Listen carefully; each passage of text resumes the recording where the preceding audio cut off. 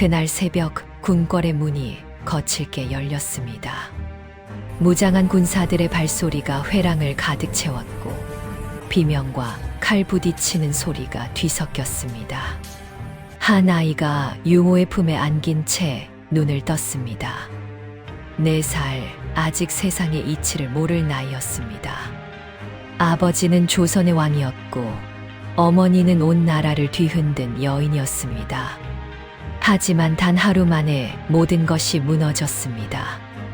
아버지는 폐위되었고 어머니는 저자거리에서 처형당했으며 아이의 이름은 역사에서 완전히 지워졌습니다.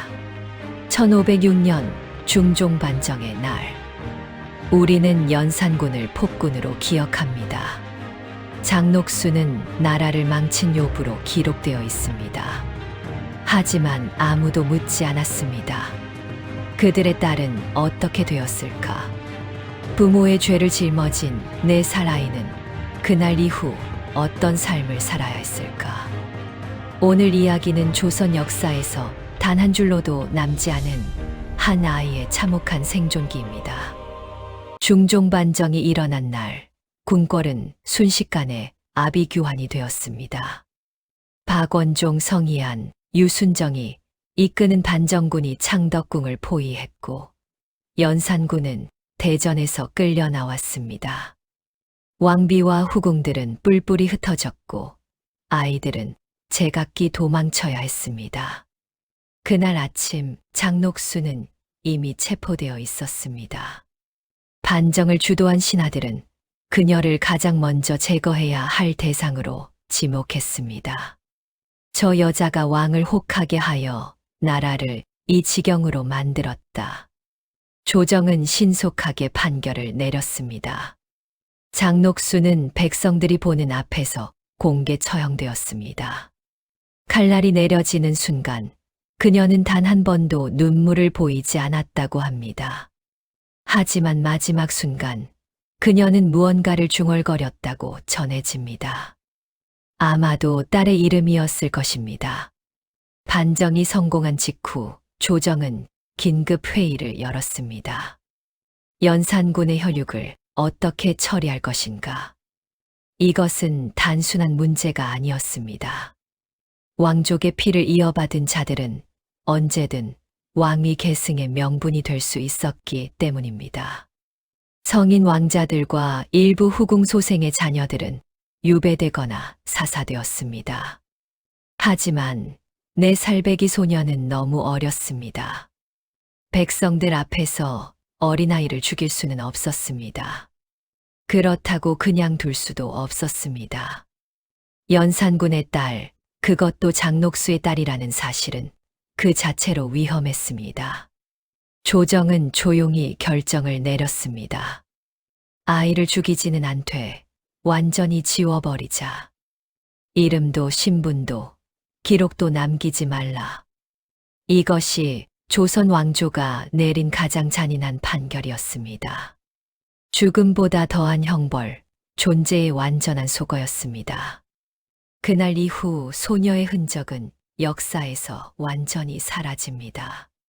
하지만 당시의 법과 관례, 그리고 비슷한 사례들을 따라가 보면 우리는 하나의 참혹한 진실에 도달하게 됩니다. 조선시대 폐위된 왕족이나 역적의 자녀들은 대부분 관노비나 사가의 종으로 보내졌습니다. 특히 여자아이들은 공신들의 집이나 관청에 배속되어 평생 천민으로 살아야 했습니다. 어제까지 비단옷을 입고 궁녀들의 시중을 받던 아이가 다음 날부터는 물을 깃고 방을 쓸고 빨래를 해야 했습니다. 더 끔찍한 것은 정체를 숨겨야 한다는 사실이었습니다. 만약 누군가 그 아이가 연산군의 딸이라는 것을 알게 되면 그날로 목숨이 위태로웠습니다. 정적들은 언제든 왕족의 피를 이용해 역모를 꾸밀 수 있었고 그런 의심만 받아도 온 가족이 몰살당하는 시대였으니까요. 상상해 보십시오. 4살 소녀가 처음 낯선 집에 끌려갔을 때의 그 공포를. 주변 사람들은 모두 낯설었고 아무도 그녀를 따뜻하게 대해주지 않았습니다. 너는 어디서 왔느냐? 누군가 물었을 때 아이는 대답할 수 없었습니다. 진실을 말하는 순간 모든 것이 끝나니까요. 밤이 되면 아이는 자주 울었을 것입니다. 아버지를 찾으며 어머니의 얼굴을 떠올리며. 하지만 그 이름을 입에 올릴 수는 없었습니다. 부르면 안 되는 이름, 기억해서는 안 되는 얼굴. 유모가 아이에게 속삭였을지도 모릅니다. 아가씨, 절대 말하면 안 됩니다. 어머님도, 아버님도, 궁궐도 모두 잊으셔야 합니다. 하지만 내 살아이가 어떻게 모든 것을 잊을 수 있었을까요? 기억은 사라지지 않았을 것입니다. 다만 점점 더 깊이 가슴 속 깊은 곳으로 파묻혔을 뿐. 조선의 법은 냉혹했습니다. 연좌제라는 제도 아래 역적의 가족은 삼족이 멸해졌고 여자들은 노비로 팔려갔습니다. 실제로 연산군의 다른 후궁 소생 자녀들 중 일부는 관노비로 전락했다는 기록이 남아 있습니다. 장녹수의 딸 역시 예외는 아니었을 것입니다. 아니, 오히려 더 가혹한 처우를 받았을 가능성이 큽니다. 그녀의 어머니는 단순한 후궁이 아니라 나라를 망친 요부로 낙인 찍혔으니까요. 만약 그 아이가 공신가의 종이 되었다면 매일같이 주인의 구타와 모욕을 견뎌야 했을 것입니다. 내 어미가 무슨 짓을 했는지 아느냐? 역적의 자식이 감히 눈을 들어. 아이는 고개를 숙인 채 묵묵히 일했을 것입니다. 항변할 수도 울 수도 없었습니다. 어린 나이에도 아이는 배웠을 것입니다. 살아남기 위해서는 자신을 완전히 지워야 한다는 것을. 세월이 흘러 소녀는 소녀가 되고 소녀는 여인이 되었을 것입니다. 혹시 그녀는 평범한 종의 딸로 살다가 어느 남자와 혼인했을까요? 아니면 평생 혼자 자신의 정체를 숨긴 채 늙어갔을까요? 만약 자식을 낳았다면 그 아이에게도 진실을 말하지 못했을 것입니다. 너의 할머니는 장녹수였고 너희 할아버지는 조선의 왕이었다. 이 말 한마디면 온 가족이 죽음을 면치 못하는 시대였으니까요.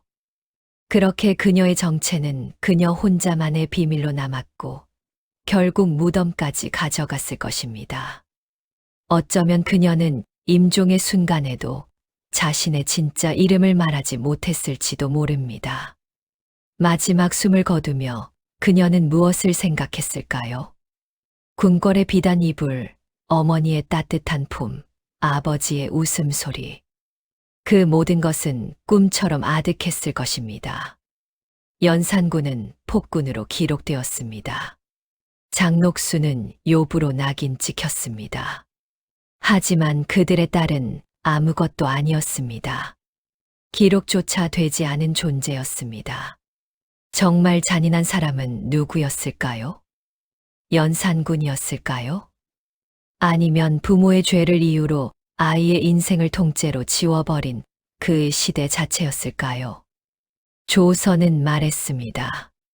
왕이 잘못하면 삼족을 멸한다.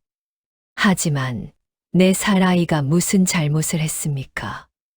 그저 그들의 딸로 태어났다는 이유만으로 평생을 감춰야 했고 자신의 이름조차 부를 수 없었습니다. 역사는 승자의 기록입니다. 그리고 권력의 기록입니다. 하지만 그 이면에는 수많은 이름 없는 희생자들이 있었습니다. 기록되지 않았기에 더 비참했던 사람들.